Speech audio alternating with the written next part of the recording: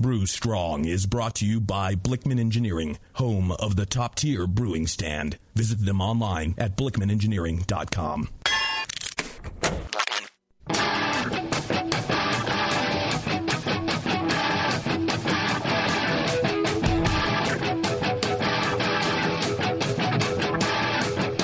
Brewers, it's time for the beer radio you've been looking for.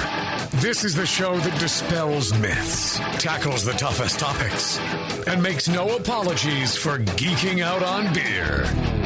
Hosted by two guys that drink before they think. Jamil Zainashev and John Palmer. This is Brew Strong.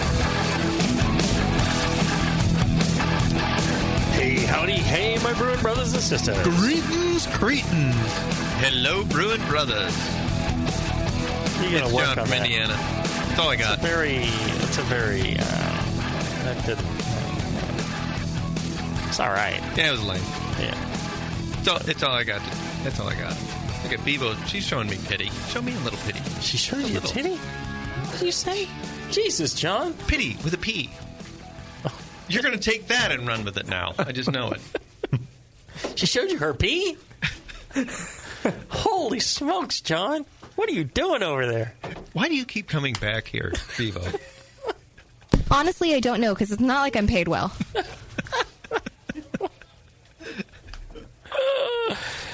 Oh, yeah. Some people, you know... It's for the people. They were abused as children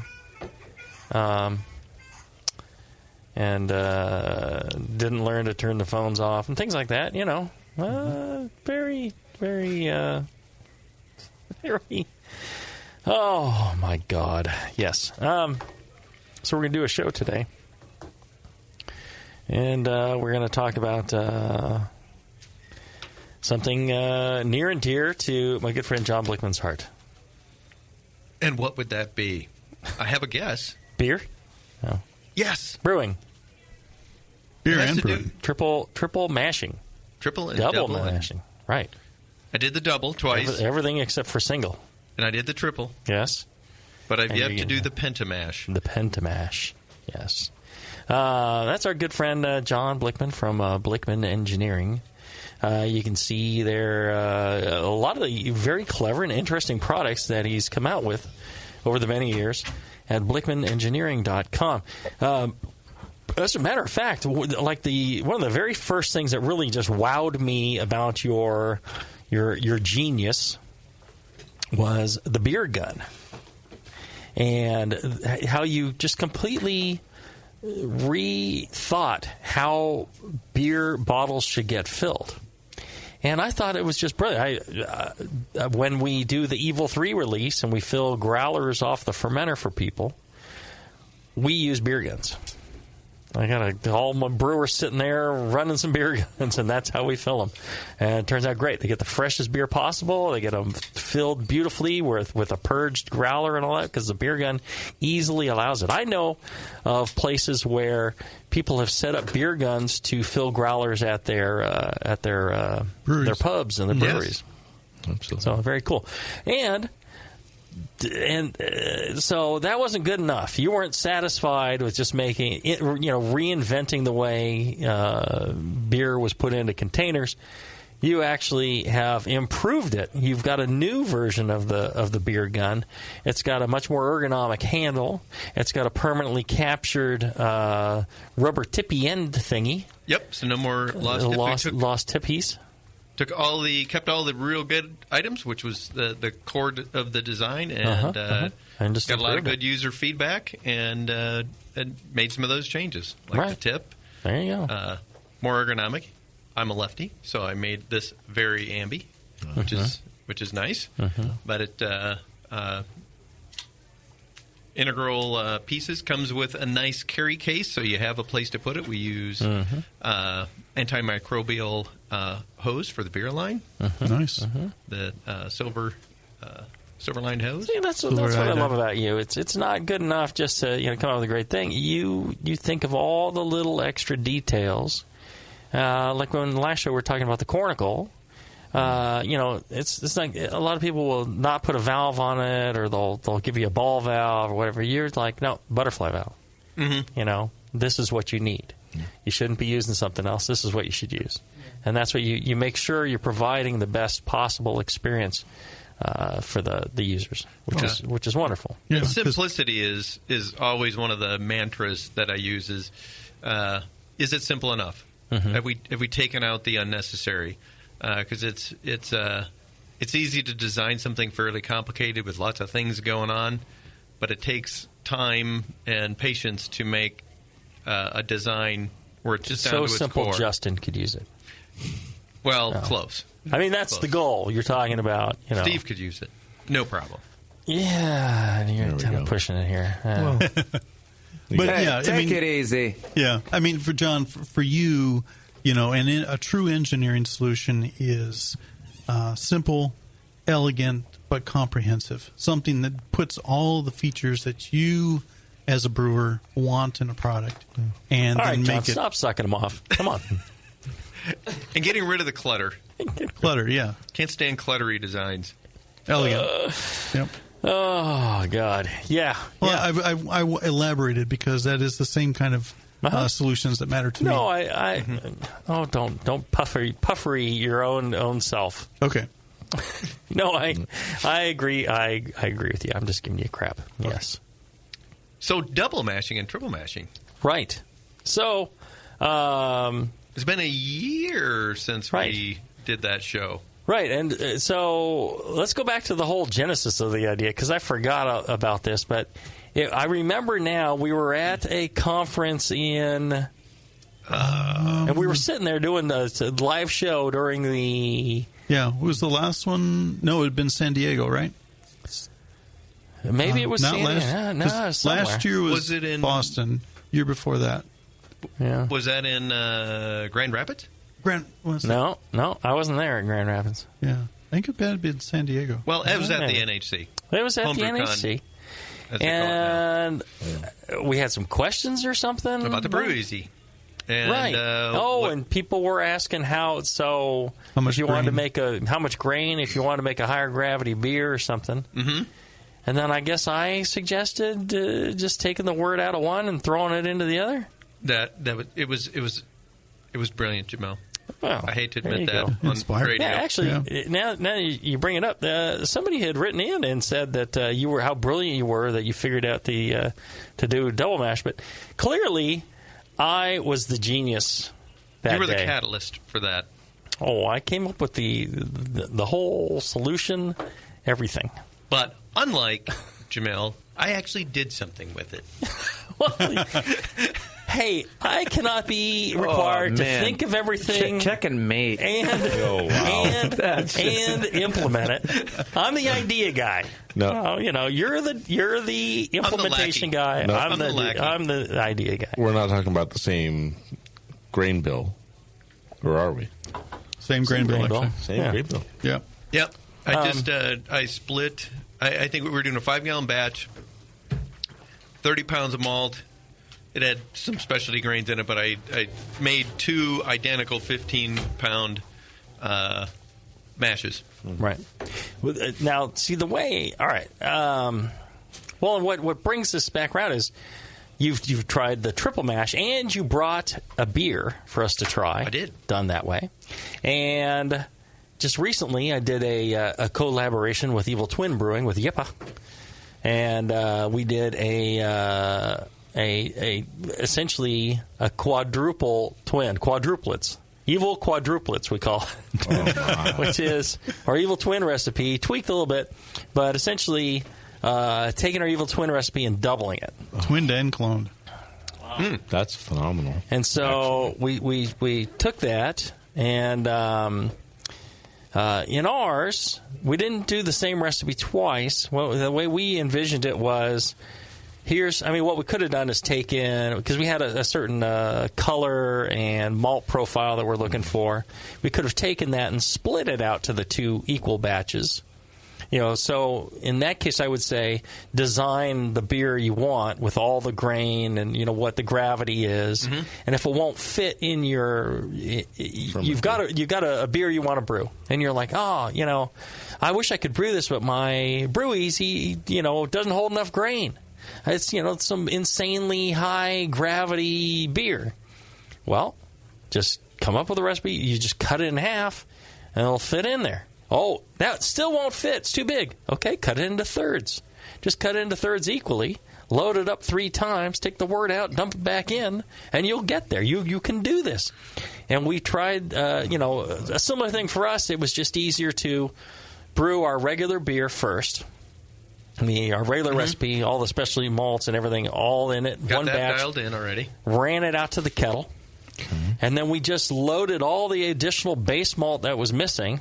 We just put that whole charge into the mash tun with the wort from the kettle. We just hooked our kettle outlet to our grist hydrator and pumped it over and hydrated it that way. Nice. Ran it all in the lauter and just ran it again. So it was a little bit longer than just brewing 2 batches, but we ended up with a 28 Plato wort in the end, 35 barrels of 28 Plato wort.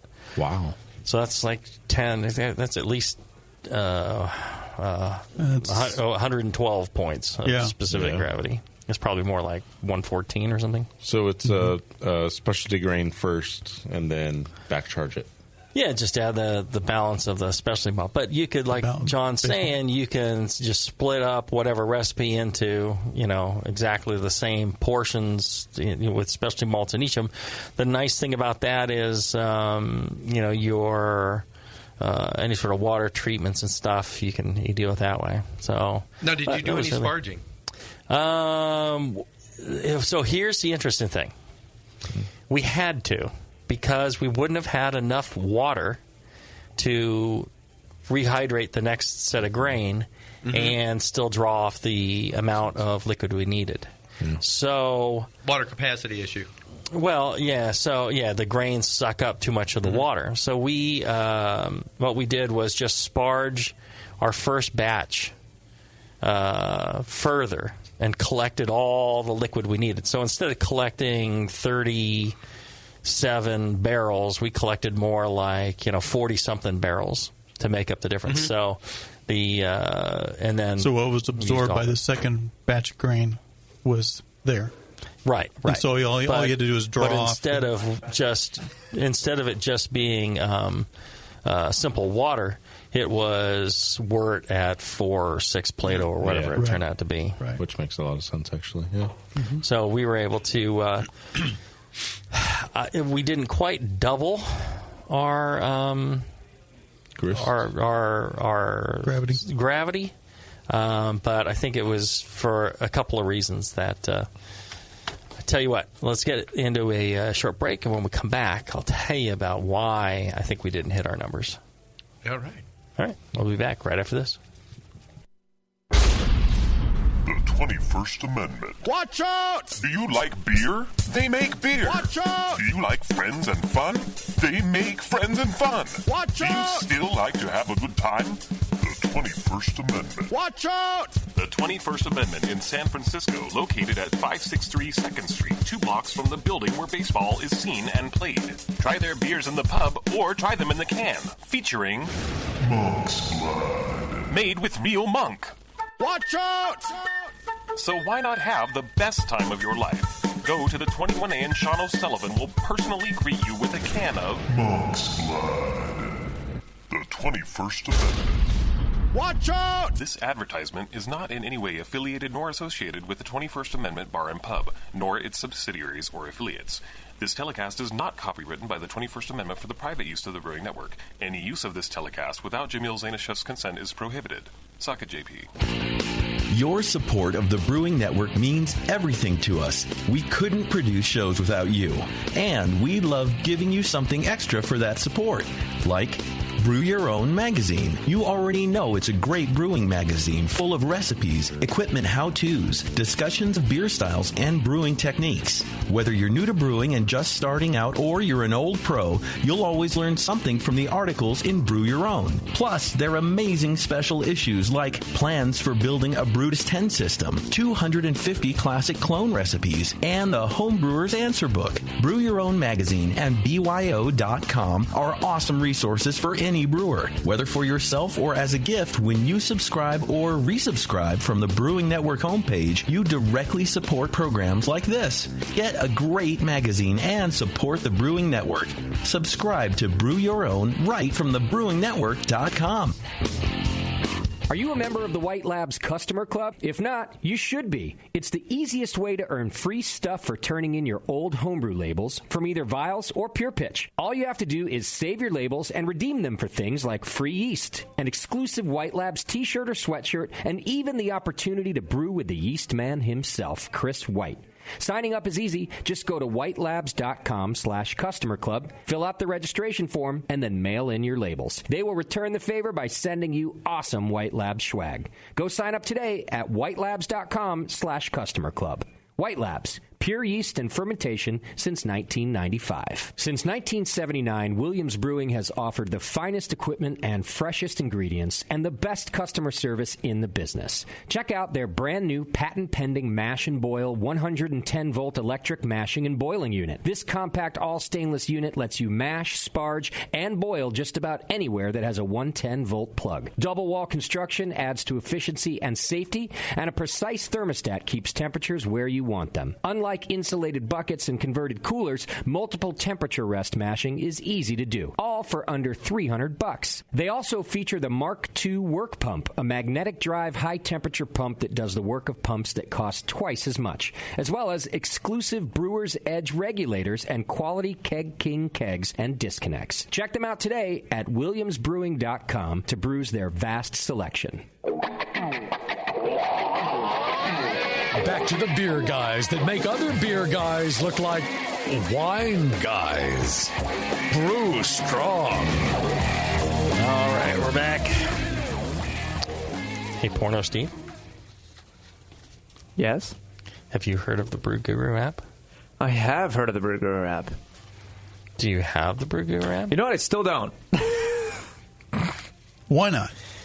Wasn't it last time we were here you were saying, I'm going to download it right after the show? Were you lying to me? You lying to me? You lying to me? I might have lied to you. I'm sorry. I know. Okay, so moral of the story, don't be like me. Go and download this app. Don't be, because it's a great app. You should download it. It's completely you don't free. know if it's you don't know. No, you've heard about it. I trust you because you're always right?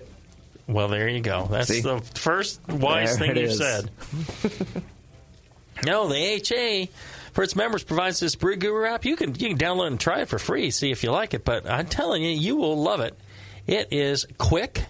It is shows you data from the AHA database. So it's got all the latest stores, and John Blichmann has the Brew Guru app. Yeah. And I'll tell you, that thing is snappy. Tells you where you go get your AHA discounts and what the discounts are. It's got information on, it's got articles, curated articles, not just like junk. It's actually, they select nice stuff that you can access from the app. You want something to read. They've hand chosen some stuff to put in there. And I think it's just great. It shows you all the other places that you don't get a discount. So if you want to know, what's the closest place to me that I can walk to from my hotel? Yeah, Brew Guru app right there. Well, it's like, here's this one. It's 3 blocks away. If I walk 6 blocks away, I get like $1 off a pint, and I think I'm going to walk 6 blocks. Looks good. So you have a reason to check out, these other places. So, like I said, it's free for AHA members. It's free for you. You can go to all your regular places like the Play Store, the App Store, the small child who lives with you that knows everything about electronics that you don't. He'll know where to go when he escapes the homestead. Take care of you on that. Where to find your parents. And then, you get all the other great benefits of being an AHA member. I really highly recommend the AHA membership. I'm a lifetime member. I'm a lifetime member. Me too. Yeah, 3 lifetime members in here. Yeah. The rest of you people don't count. Because you're not lifetime members. No, if you're a member at all, are you a member? I am a member. Yes. All right. So the only person I know, Porno Steve isn't a member. He ain't a member in nothing. Nobody would have you. Is that the problem? Maybe not that. No. Doesn't want to belong to anything that will accept him as a member. You wouldn't want to belong to any group that would have you? Well, it's too much mustache. That's the problem. Oh. They're not cool enough. Well, maybe. They're not cool enough. Right. Oh, it's for me. Oh, it's the other way around. Other way around. There you go. All right. Well, AHA is a great organization. Check them out. You can find a lot more about them at homebrewersassociation.org. And if you want to sign up for membership, go to thebrewingnetwork.com/ I don't know. Membership? Front page? Right off front page, they got a logo that you click on. It says AHA. I would just click. Don't slash. Don't slash, just click. Feedback or support or something. Yeah. Teabag support. Is that what you said? Bevo I'm having trouble hearing you. Supporter. For some reason. I'm mishearing everything you're saying tonight. Check them out. Good people at the HA, too. Love those guys. Hey, did I tell you I'm going to be at the conference this year? Wonderful. You're going to be at the conference. That's great. Yeah. Excellent. I wasn't going to be, but now I have to be in Chicago for visit the market there. And I'm like, well, it's the week after so I'm like, hey, I'll head over to the conference, and yeah, why not? You know what that means? Walleye. We can do another walleye dinner. What does that mean? Story time. What's walleye? Well, the last time about that, yeah, I've never heard of it. The last time we were all in Minneapolis, Jamil and Peter had driven out there in his Winnebago, and this is going to be a much longer show than it needs to be. Go ahead. Yeah. Nearly killed him and several other people from a tornado. I've ridden in said RV. I know. Yep. Well, they got there. They were tired and hungry, and I said, we're going to go and get some dinner, and we found a supper club nearby that served walleye, and it was fantastic. And walleye is a fish. It is. Walleye is a very tasty fish. Here's the story. Supper club? I feel like Wisconsin Minnesota Supper Club. We're in Wisconsin. There are holes in the story. We're in Wisconsin. Something like and John's talking about his walleye and how much he loves walleye. Oh, walleye, like the best fish ever. I got to have me some walleye. When I'm in, I walleye this, walleye that. He's going on I got everybody excited about it. Is it exclusive to that area? He's got walleye Tourette's upper Midwest, going on. Okay, so that's why I've never heard of it. You got the walleye Tourette's. And and so I'm like, oh, okay, John, you're my friend, and you seem really fixated on walleye. I will try and find you a place that... we got that's got the walleye. Well, which movie are you watching? Yeah. I mean, really. Yeah. And so we find a place, and I think maybe we're working on it, but it was Brew Tattoo. Yep. Who actually found the place? I believe I found it, but he navigated to it. He ended up driving or something. Yes. Yeah. So he was involved, definitely. It was you, me, Brew Tattoo, and there was somebody else with it. A couple other guys from the conference, I think, just other Brewing Network listeners. Right. I cannot tell you how important you are to me, but I cannot remember if you were there or not. But we went there and had some walleye, and that was pretty uninspiring. And, well, there was the yellow perch incident, too. There was the yellow perch, yes. Yes, they were trying to sell us yellow perch. And John's like, no, I need walleye, God damn it. It's like strangling the waiter for suggesting that we should have yellow perch. Heresy. Yeah. It was a very good dinner. And it's like, the yellow perch is very nice. Or whatever, however they speak there. You betcha. You betcha. Yeah. And then it was like, well, you need the walleye. You got to get the walleye, and you got to get the walleye, and the walleye. And so you had the walleye. Mm-hmm. Yeah, these supper clubs are unique to that area of the country where it's like a restaurant. Mm-hmm. Okay, I grew up in the area. And what is a supper club? Yeah. It's a restaurant. Yeah, that's it. Yes. Do they only serve No, it's like a big chain, big salad bar. No, they're always little tavern individual. inside of it. Sizzler. Yeah. Okay. It's like a Sizzler, yes. Yeah, but a Sizzler with a bar. They're Usually in the locally middle owned. of a farm area. Yeah. Or what's that everyone called? Circle Corral? Golden Corral. Golden Corral. Thank That you. would be no. That's not a supper club. Right. Golden Corral serving heritage. I think it's called a supper club just so they can serve booze in areas where God doesn't want you to drink. Oh, okay. Yeah. I get it. Am I correct? Yeah, I think that's part of it. Yes. There you go. They have an alcohol license. Right. So Either way, I hope you can get get- some. What was it called again? walleye. That. Well, and speaking of alcohol, I think we started down in some mixed drinks too. Yeah, I imagine so. Old I fashions. think, yeah. Old fashions, yeah. Yeah. I think I had some gin and tonics. I think we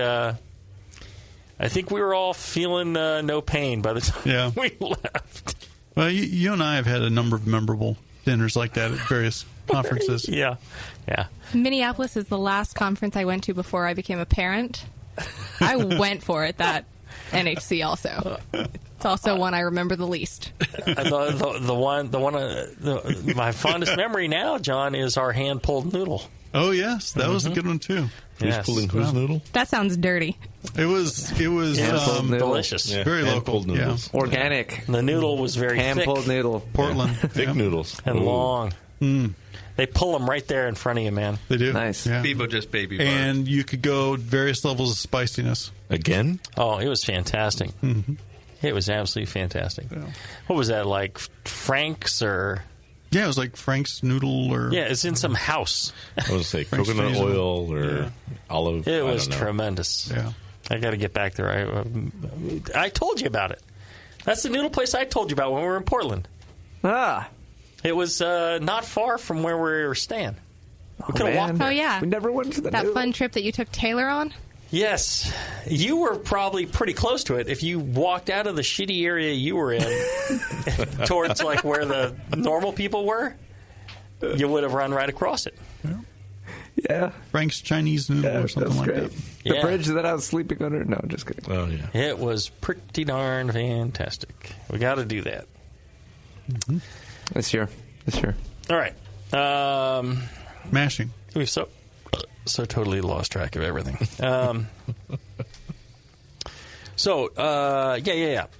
We did the first batch normal grain, and then we did the second batch with just base malt. We did an additional acid addition because I believed that the additional base malt was going to add additional buffering to the mash and raise our pH, which did go up, but not substantially because we did a bit of acid addition, about half of what our normal acid addition was. Yeah, your pH went from like 5.2 to 5.4. Yeah, something like that, 5.3 something.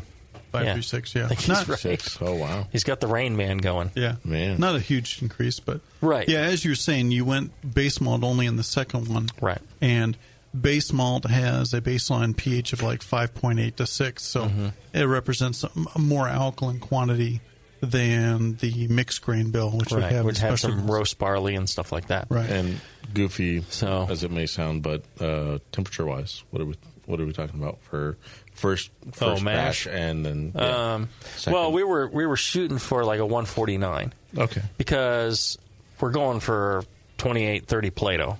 Right. And we want this thing to attenuate. Yeah. We're looking for a 15% beer. So, man. One of the worries was that it's the way our mash mixer works is, we can hit it with a certain temperature water. We know the temperature of our grain, and boom, we get our mash temp.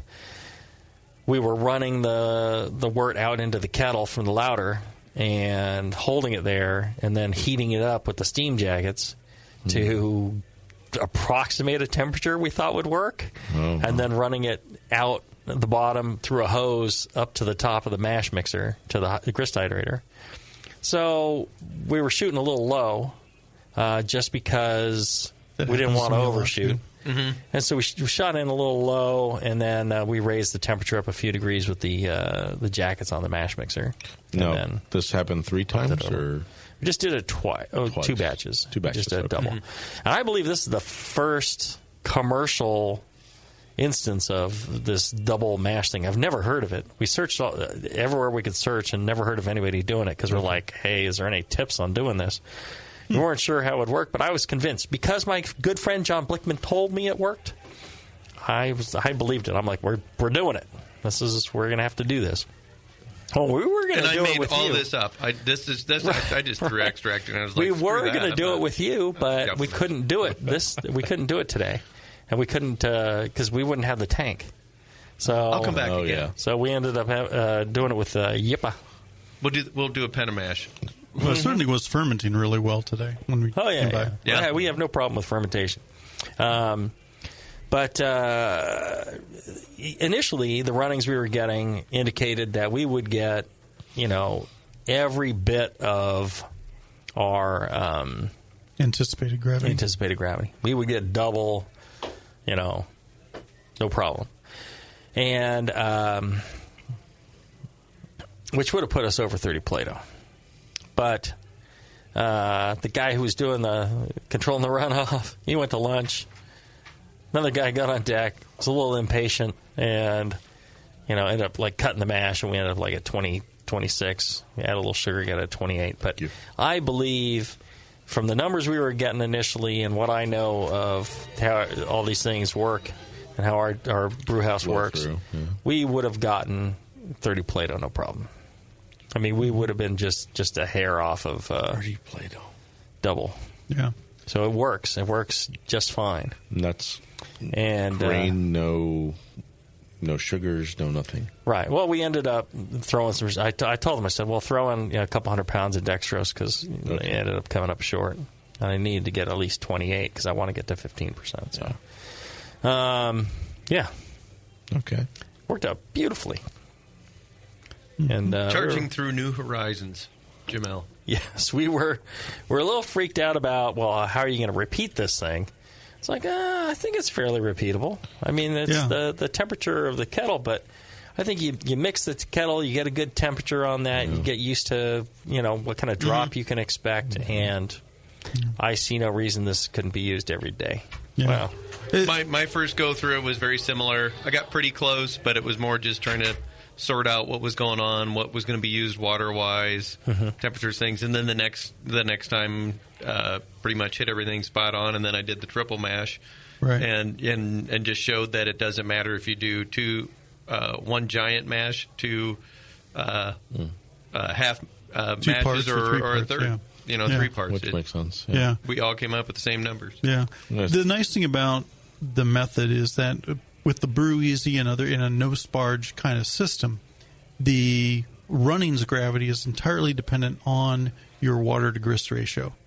And that was the other thing that we demonstrated when John and I were texting back and forth initially, is that the water to grist ratio, accurately predicts your runnings gravity. Yeah. And so you can calculate your runnings volume based on that and the weight of grain and estimating how much retention of the grain bed's going to hold. So are you looking at flow rate outside of the grist into boil? Well, what you're doing, and this is where the practices differ a little bit. John was doing the Brew Easy, which is essentially a no sparge system. Yeah. Jamil's doing did a sparge. Yeah, full sparge. Yeah. Right. So it changes the volumes and changes that that final gravity a bit. Yeah. But the gravity of the runnings is kind of set by the ratio. Okay. Yeah, that makes sense. And then the dependent variable for that is kind of like your grist, the degree of crush. Okay. How and how much, but you're looking at 75 to 80% soluble extract by weight, so you're right up there at the maximum. Yeah. Sorry to digress. No, not at all. I'm very pleased with how it worked, and I think it opens up a whole new way of doing, high gravity beers.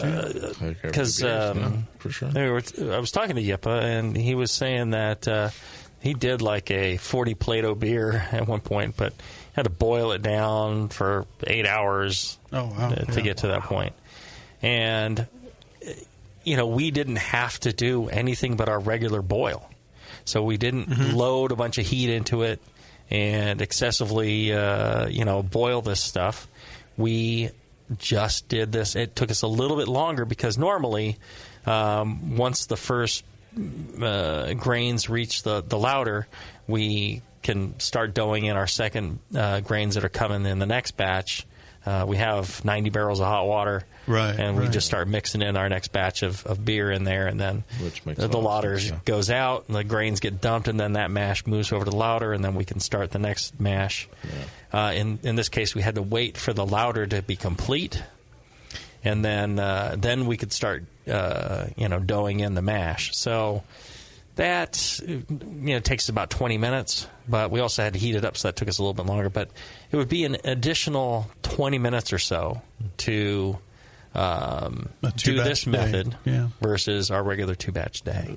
And we got 35 barrels of, like I said, 28 Plato wort. And that's more net barrels than we usually get, so we could have boiled it down some more. Oh, wow, yeah. And gotten to the 30 barrels, or 30 Plato if we wanted. So on the end of that, after fermentation, what does that do for mouthfeel and those? We'll see. Okay. How'd the fermentation go? Anything special you had to do for the fermentation? Not at this point. Well, other than what we normally do. So anything over 20 Plato, I give another dose of oxygen. So 8 hours in, I hit it with another dose of oxygen, and then 8 hours after that. In this case, we hit it with another dose of oxygen 8 hours after that. Yeah.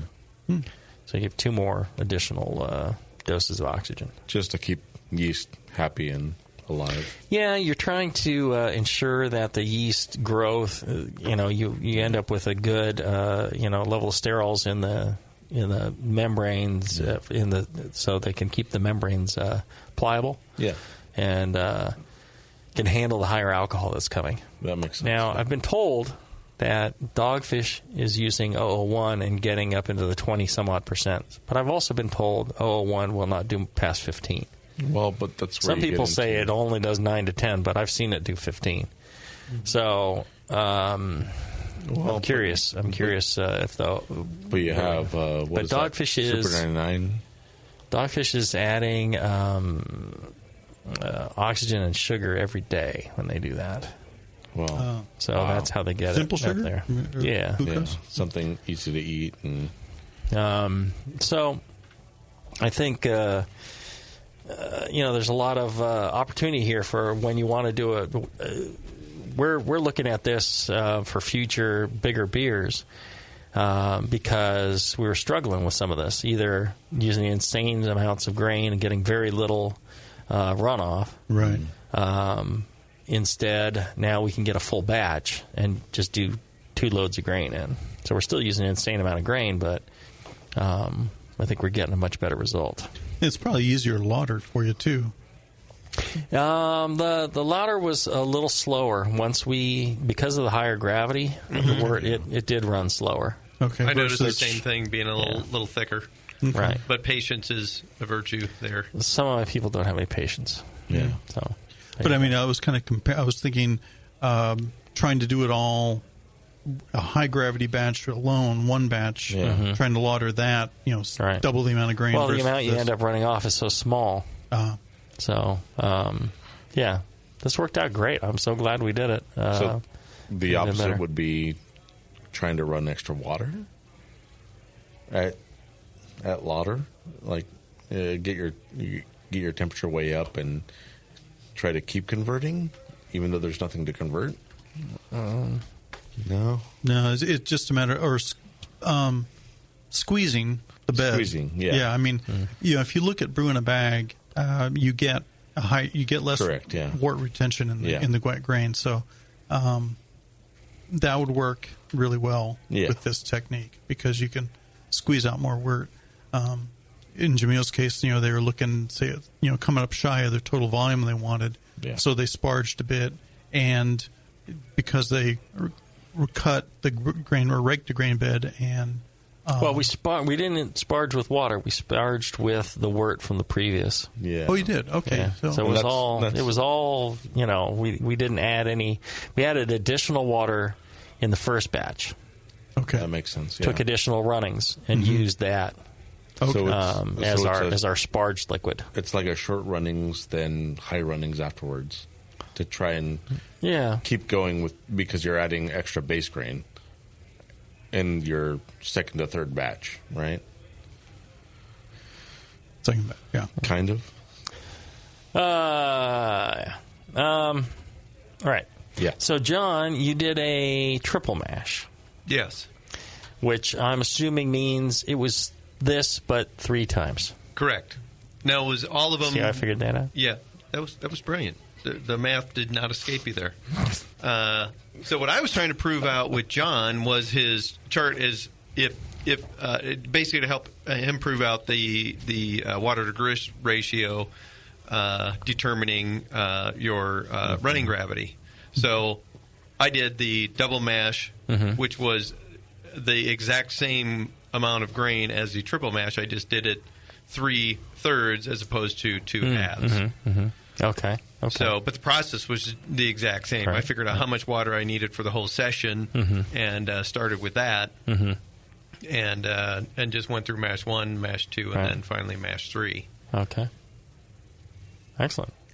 So, like we were saying at the beginning, you just take whatever recipe you want, and how much water it involves, how much grain it involves, and just chop it up until it fits into your mash tun, and you're done. That's it, and it works. Yeah, and that is fantastic. I think we really come across something here. Yep. And it wouldn't have to be even. I mean, you could do you could do 2/3 in one and 1/3 for the final mash if you wanted. Really, yeah. That's the curious point of this process, I think, for me. Yeah. And that's what we showed with John's chart. Yeah, you figure about a half quart per pound or 1 kilogram or 1 liter per kilogram in terms of wort retention in the grain and or loss, each time, and calculate your water volumes from that. Okay, and then processing back out, right, so that you can recirc after. Yeah. Right. Let me tell you about Great Fermentations. John's brew shop, That's my local homebrew supply store. Yeah. So it's no wonder they get the largest catalog of Blichmann Engineering products. They've got probably the greatest knowledge of Blichmann Engineering products other than, Blichmann Engineering themselves. And great, top-notch customer service, same-day shipping on many items. Great folks. You can check them out at greatfermentations.com or like them on Facebook, GR8 Fermentation, and same on Instagram and Twitter. And John's saying they got some sort of special brew for life thing, maybe. Yes, I got something across my Facebook page there you go. The other day. They're running a homebrew for life where you get so much money per month or so towards ingredients, and they're giving away a Brew Easy system to go along with that, and a number of other different prizes, fast ferments, and all sorts of different things through this I think you should give away a Brew Easy at the next AHA rally at Heretic. Am I invited? Yes. Are we going to triple mash? Sure. Palmer will come too. Yeah, I will. Unless he's in Brazil. Well, if you guys are all there at the same time, you should just get the Pentamash over with. Pentamash. The Pentamash. Yes. When Jamil busted my chops for not loading that mash tun up and ramming as much damn wort out of that thing as I could, just choking that damn mash tun. Choke it. Choke it, John. Choke it. Choke your wort. Yeah. All right. Let's take a short break. When we come back, we will have more of your questions right after this.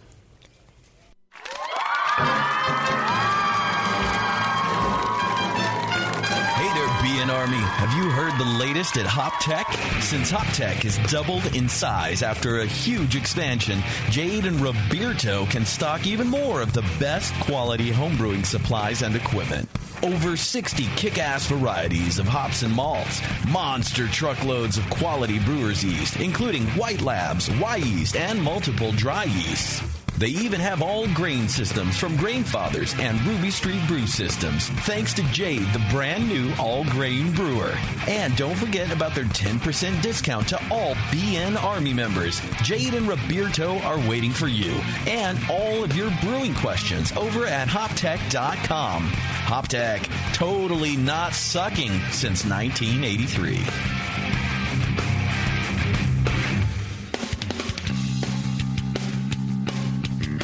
Hey, my brewing brothers and sisters. This is Jamel Zainashev, and I want to tell you about Heretic Evil Twin.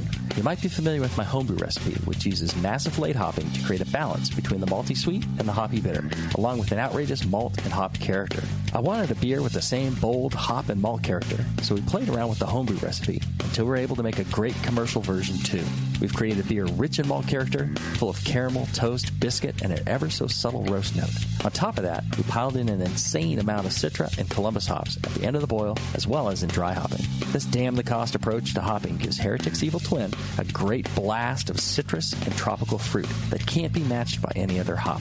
The result is a bold, malty, hoppy, but easy-drinking beer. This is our top seller, our flagship beer, and I couldn't be prouder of it. Cheers. To find Heretic beers near you, click on Find Some at hereticbrewing.com. Ken Grossman of Sierra Nevada Brewing Company says making great beer is hard. Making the same great beer every day is harder. Brewers Publications announces its latest release for breweries of any type and size. Quality Management, an essential guide for brewers by Mary Pelletieri. Proper quality management for small, regional, and national breweries is critical. Whether you are an established business or brand new, learn the best ways to create and manage a quality system in your brewery. This book will guide you in developing a comprehensive program that will grow with your brewery, help ensure quality processes in the brewery, and continue providing great beer for your fans. Quality management for breweries is critical for continued success. This guidebook teaches you to integrate quality management in every level of the operation. It will guide you in developing a comprehensive program to ensure quality processes in your brewery. Quality Management, an essential guide for brewers, now available from Brewers Publications. Learn more at brewerspublications.com. If you work in retail sales, the restaurant industry, or are a new craft beer enthusiast, or you know someone who is, you have got to check out Beer 101. Beer 101 is an online course created for anyone wanting a quick introduction to the vast world of craft beer. Beer 101 covers the history of beer, brewing ingredients and processes, vital stats like ABV, SRM, IBU, and gravity, styles, tasting, glassware, and pairing beer with food. The Beer 101 course is offered by the Brewers Association at craftbeer.com. Also home to the truly awesome Beer Style Finder, a visual guide to every beer style. Quickly play with color, bitterness, and alcohol content to interactively explore the entire world of beer styles with a gorgeously designed interface to your favorite beverage. The new Beer 101 course and new Beer Style Finder are only available at craftbeer.com. Craftbeer.com, celebrating the best of American beer.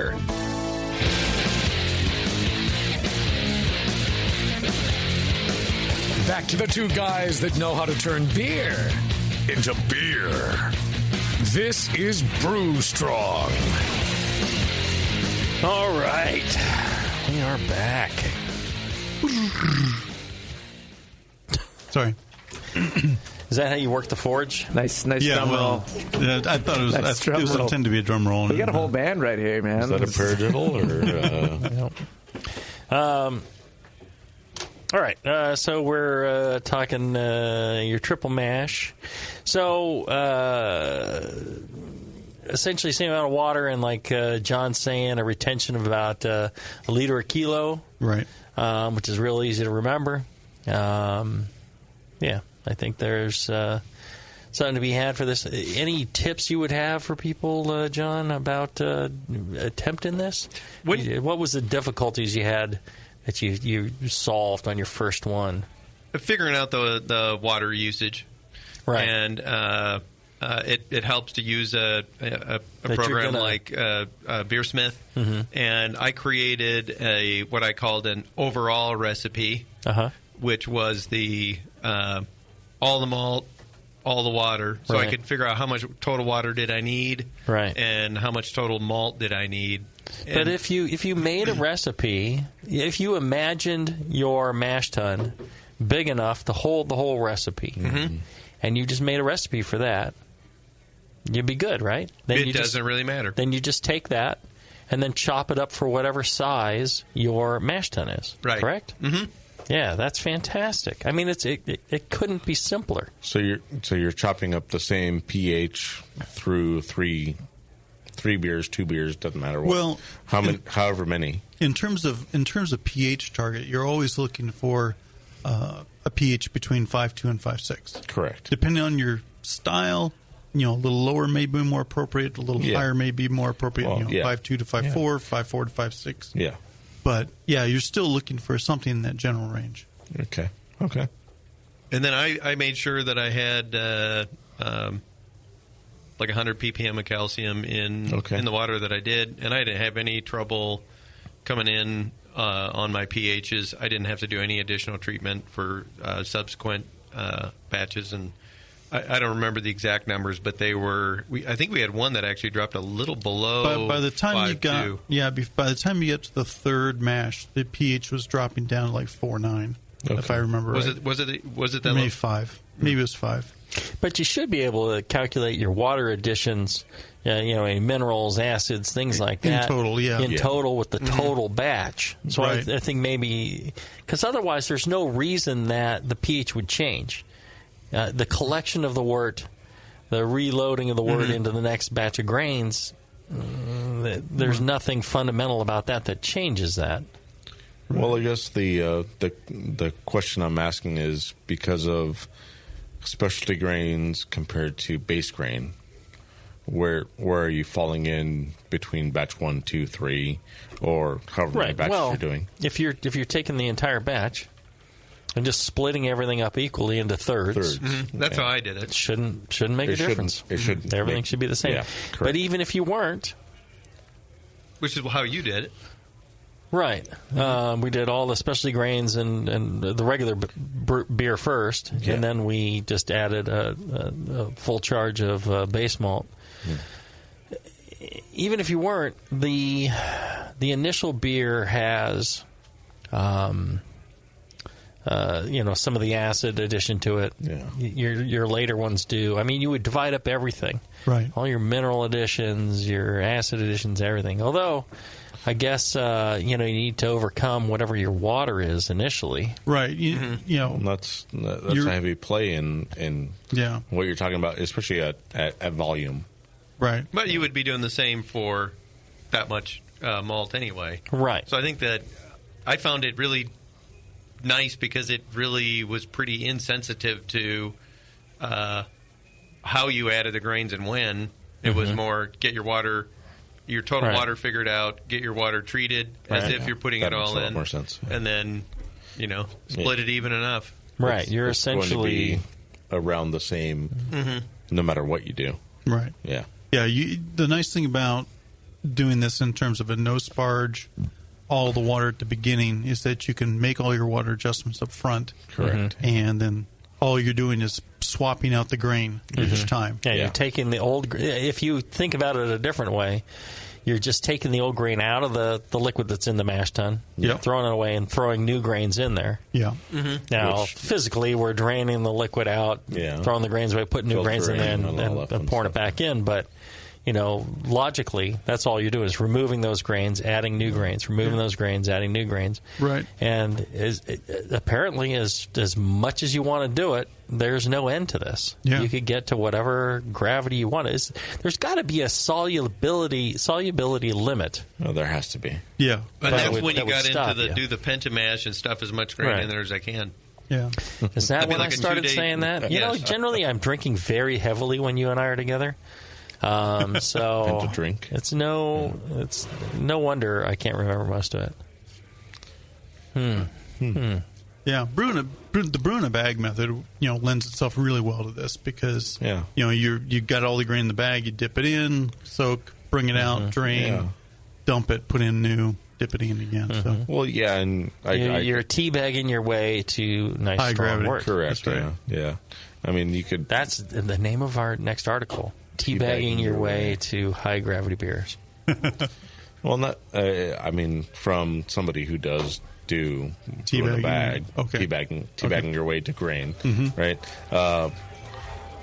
It makes a lot of sense. I mean, really, I've played with, simple sugar and all that, and I've gotten up to 9.2 easily. Yep. Quite easily. But what if I want to do another batch of the same thing, add extra, I'll adjust the recipe so that everything else stays the same.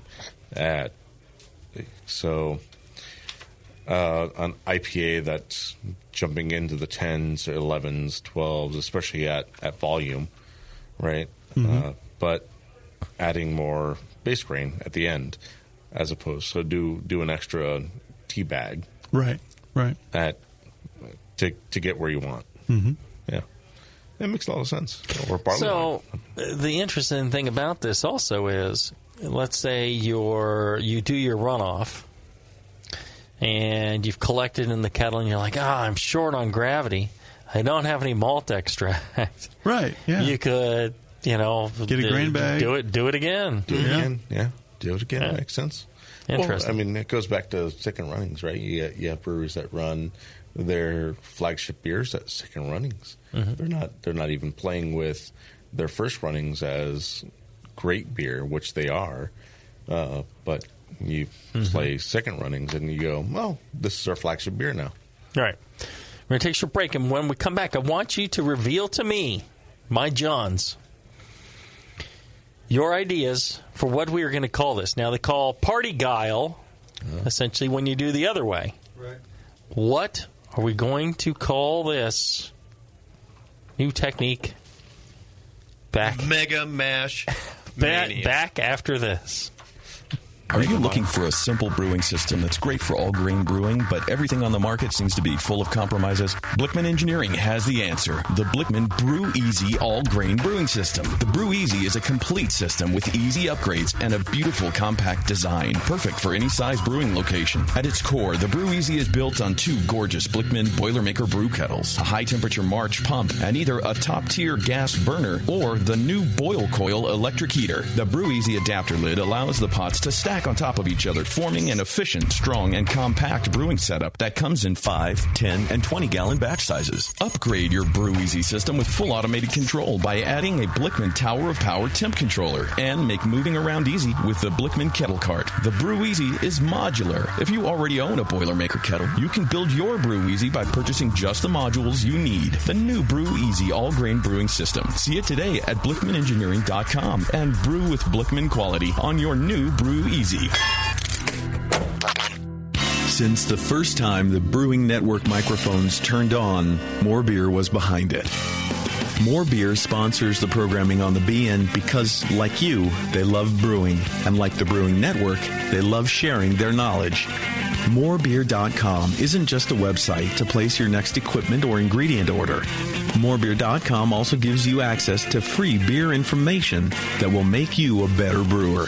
Go to morebeer.com and click into the Learning Center. You'll find podcasts, technical facts, video tutorials, and more, including access to The Buzz, More Beer's social network of more than 5,000 members. And some of them might even be crazier about beer than you are. Get over to morebeer.com today and take advantage of The Buzz, the forum, the Learning Center, and make sure you're signed up to receive the newest More Beer catalog. More Beer, bringing you absolutely everything for beer making. Hey guys, what'll it be? I'm not sure. What do you recommend? A lot of people seem to like the Hefeweizen. Is that a German Hefeweizen or more of an American-style wheat beer? I'm not sure, but I can give you a taste. Okay, great. The Cicerone certification program certifies and educates beer professionals in order to elevate the beer experience for consumers. Unfortunately, not every bar is staffed with certified beer servers who can guide their customers through a beer list. Here you go, guys. Let me know what you think of the Hefeweizen. Oh, yeah. That's definitely more of an American meat. But I can hardly tell because this beer just smells like sour butter. I wonder how long it's been since they cleaned the draft line. Yeah, and look at the bubbles on the side of the glass. It's filthy. Somebody should tell these guys about the Cicerone program. For sure. How about we head somewhere else for another beer? Your server should give beer the same respect you do. Request quality. The Cicerone certification program offers 4 levels of beer certification, in-person classes, and course books for beer professionals. Check them out at cicerone.org. The Cicerone certification program. We know beer.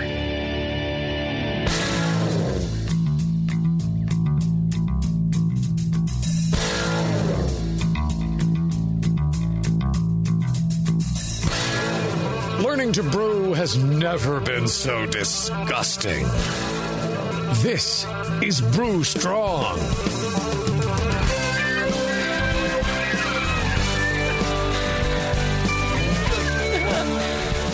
So during the break, we gave Porno Steve a total pile of shit for being a millennial and not really understanding what that was and why. We schooled him. You were all talking to each other, not to me. Are you more? That's true because you were too self-absorbed to hear our conversation. Are you more frustrated by us calling you a millennial or a hipster?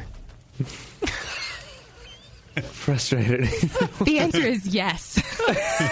Where's his mustache hat? Probably the hipster thing. Oh, okay. If I have to choose. If you have to choose.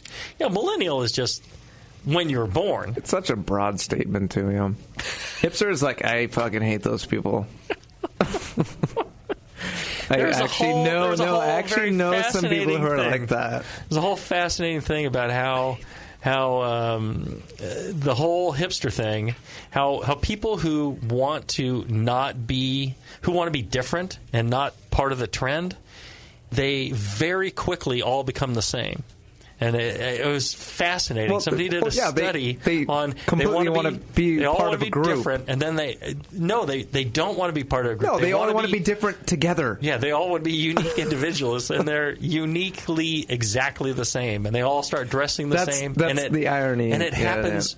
Yeah. They put a time frame on it, and it happens in it starts happening within like a couple of months, and within 6 months, like most of them are already there, and within a year or two, they're all there, and it was great. I was just like, wow. Taylor, I think you should explore becoming a brony. Do you know what that is?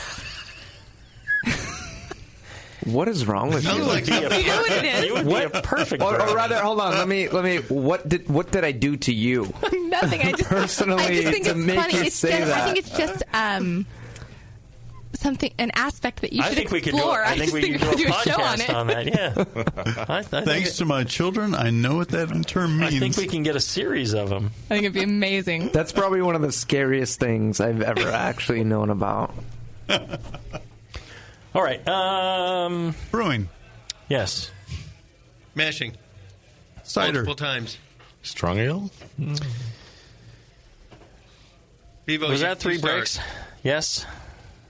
That was 3 breaks? Yeah, it was. That was 3 breaks. We're waiting for questions from the chat room. This is the close or questions? Right. You looking to spice things up in the bedroom? No, you don't have anybody in the bedroom. Yes? No? Me? Well, if you're by yourself? No. Oh, I do. So you've been fantasizing about surprising your lover with an adventurous new toy or adult movie? Well, here's an offer you won't be able to resist. Go to adamandeve.com, and for a limited time only, you're going to get 50% off just about any one item. And free shipping. And a sex swing. Sex swing! Think about it! A swing for sex! Thinking of you in a swing does not take me to a good place. I am no. There are some things you can't unthink. What I would wonder is there's an effect if you're sitting there, hanging there, and you start swinging, and the top part of you starts a swinging, and the part that's a hanging is just a kind of dangling there. there's the kind of that delay as you're moving forward. And as you Momentum, go yeah. and you reach the end of the swing, as you're cresting the pendulum, apex, the apex of your arc.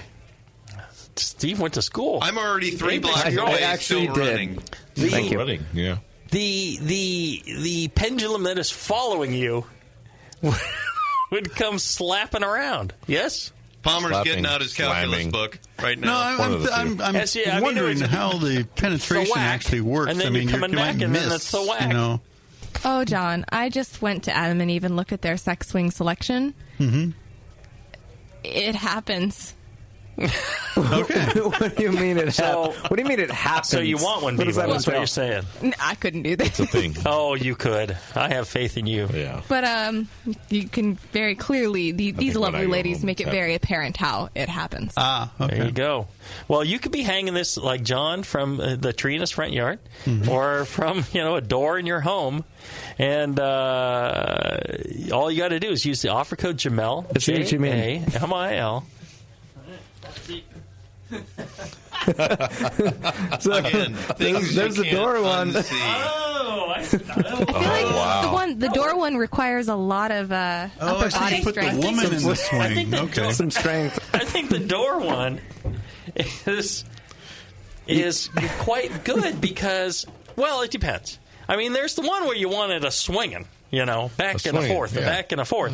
Go There's to Adam one and Eve, where look at their section. You just want the person propped up in the air and not swinging all over the place, so you're not like stabbing around and hitting the wrong hole. Well, when you're stabbing, you're swinging. So Bevo, the door, get these guys under control. Yeah, with the door, because I was pictured hitting the door frame by accident, and that just seemed painful. Yeah. You're a wild man, John. That's you're a bent thing right there. No. Well, all you got to do, go to adamandeve.com, use the offer code Jamil, Jamil. You're going to get 50% off just about any one item. And, their prices aren't ridiculous. Their prices are actually quite good. You get that for half price.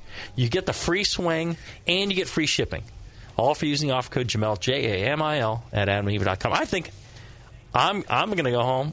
I'm going to place my order. Yeah, I think I'm going to get that free sex swing before they run out. I think I have to order soon. I can picture it now in our outrageous acts of science. I can see the next Darwin Award happening. Well, it's only if you're face first. All right, do we have questions from the chat? No. They gave up after the first show. They're like, I'm done. I don't want this shit. Well, I think it's the other way around. I think obviously this topic makes a lot of sense to everybody. Yeah, the sex swing or the mashing? The mashing. Yes. I would agree. Yeah. We're in violent agreement. Didn't come up with a name for it. Oh yeah, that's right. That's right. The What's triple the name? mash. Multi-mashing? Multi-mash. Mega Mash Mania. Ooh. Polymashing. Because then you don't have to define on if it's double or triple or Polygyle. Not Partygyle. Polygyle. Polygyle. I like it. Polygyle. We got a great name for it. That's good. Polygyle. Polygyle is what we shall now refer to it from here on out. Yeah. You heard it. Polygyle. Multi-mash is now polygyle. Yeah. That's perfect. We actually came up with something useful. That sounds like a beer that's got multiple wives or something. Yeah, it'd be popular in like Utah or something. Yeah. Just water down to 4%. I'm going to write it down. Sounds good. Polygyle. Yeah. Age it and it'll be fine. I don't know. Your barley wine turned out great, John. We did not talk about that, but you brought a triple mashed barley wine. I did. Mm-hmm. I found some hack book I found in a dumpster. That surprisingly in the discount bin. You and John were authors of. Yeah, so I took that and amped it up with a wad more malt. Yes, I took it to 11. No, turned out nice. No, very well balanced. I think. Yeah, I think it could use. I think another year of age would. It could use a little more aging. Yeah. Let's see what kind of image Bevo has texted me. Uh-oh. No. Is this the swing you want? You didn't Photoshop Jamil in there, did you? I think she wants me to order her a swing. Jamil hashtag sex swing. No, it looks like there's so many more pictures. It's all about tire swing. It's all about gravity at that point. You know what? You can use one of these swings to hold your fermenter. Possibly. Vivo, what's your final gravity? I bet you. Hey, is there a cornicle swing coming? Right. Where's that at? Huh? Where's the cornicle swing? All right. If you would enjoy the cornicle swing, I suggest you get over to check out our fine sponsor, Blichmann Engineering. He's been paying for the show for a long, long time, so you get it for free. I think the very least you could do is go to the BlichmannEngineering.com site. Check it out. Look at some of the new innovative products. The revisioned Blichmann beer gun, fantastic as it was, even more fantastic now. The Cornicle, the Brew Easy, there's endless. The guy doesn't stop creating and inventing, so you want to go back to that website every so often and check it out and see what all the great stuff is there. And you want to make sure you check out all our fine sponsors. Support them because they support you by paying for this show. And check out the Brewing Network store. We got what? We got chewing gum. Life rafts. The life rafts. Oh, the life rafts. I forgot all about that. And the new oars are in. Yes. So make sure you go to thebrewingnetwork.com/store. Never be without a pedal. Never be without a pedal. Upcoming spring, man. Yeah, the rivers doth run high right now with all the storms we're getting. Yes. You too could be floating down the Shit Creek in a Featherville River. Inflatable in a swing. Inflatable swing, suspended from a door. They have sex swings on doors. Yes, in the Brewing Network store. Sure. Mood swings. Definitely. No, they don't. Camo. That's why you got to go to NVM.com. That's right. Use the code for Jamil. Hey. Also, don't forget April 1st. Spring Brews Festival right here in Todos Santos Plaza. It's not like an April Fool's joke? No, believe me, it's happening. It's happening. It's happening. Okay, April 1st. You heard it here. Probably not first, but you heard it here. Live. Heard it here live. All right, until then, everybody, brew strong. Brew strong, everyone.